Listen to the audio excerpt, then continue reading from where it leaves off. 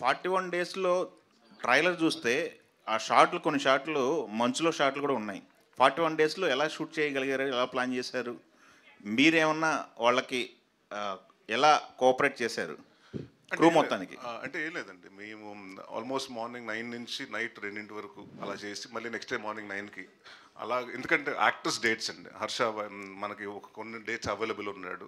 Okay. So అతను ఉన్న పొజిషన్స్లో అతని సీక్వెన్స్ అతను అన్ని తీసేసి అతను పంపించేసిన తర్వాత మా బ్యాలెన్స్ షాట్లన్నీ తర్వాత పెట్టుకున్నాను, పెండింగ్ పెట్టుకుని అలా తీసాం.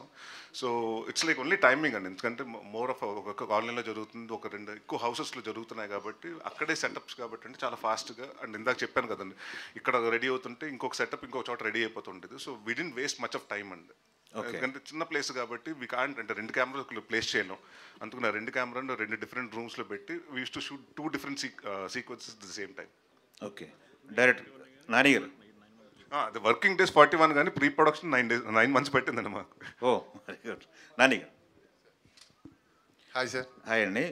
ఇప్పుడు ఈ సబ్జెక్ట్ తీసుకుంటే ఇందాక షోరన్నర్ నాని గారు చెప్పినట్టు, అనిల్ గారు చెప్పినట్టు సార్, టిపికల్ సబ్జెక్ట్ అని చెప్పారు. మాయలు మంత్రాలు ఏం లేవు, బట్ సస్పెన్స్ థ్రిల్లరు అని చెప్పారు. బట్ ఇట్లాంటి సబ్జెక్ట్ని డీల్ చేయడానికి, స్క్రీన్ ప్లే చేయడానికి చాలా టైం పడుతుంది. చాలా దాని ఏమంటారు, టఫ్ అంటారు. అవునండి. ఎలా జరిగింది మీ మీ వర్క్? ఎట్లా జరిగింది? ఫస్ట్ టైం మీరు డైరెక్షన్ చేశారు కదా? అవునండి. Working experience. అనిల్ అన్నతో నాకు ఆల్మోస్ట్ 8 years నుంచి మేము ట్రావెల్ అవుతూనే ఉన్నామండి. ఆయన స్క్రిప్ట్స్ అన్నీ నాకు తెలుసు, నా స్క్రిప్ట్స్ అన్నీ అనిల్ గారికి తెలుసు. యాక్చువల్లీ ఫస్ట్ మేము చేయాలనుకున్నది, నా ట్రయల్స్లో నేను ఉన్నాను. బట్ నేను వచ్చింది, నేను డైరెక్టర్ అవుదామనేనండి. నేను రైటింగ్ సైడ్ నా కథలు నేను రాసుకుంటూ ఉంటాను, కానీ బయట కథలు కూడా నేను చేయడానికి రెడీ.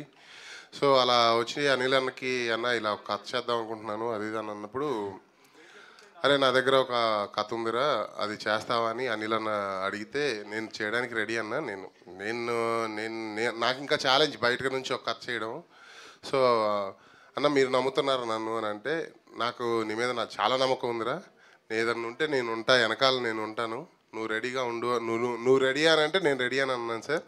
సో అలా స్టార్ట్ అయింది. ఇంకా స్క్రిప్ట్ వర్క్ స్టార్ట్ చేసుకొని మేము అనిల్ గారు అందరం కూర్చొని ఒకసారి డిస్కషన్ చేసుకుని అంతా సెటప్ అయిపోయిన తర్వాత ఇంకా ప్రొడక్షన్లోకి దిగాం సార్.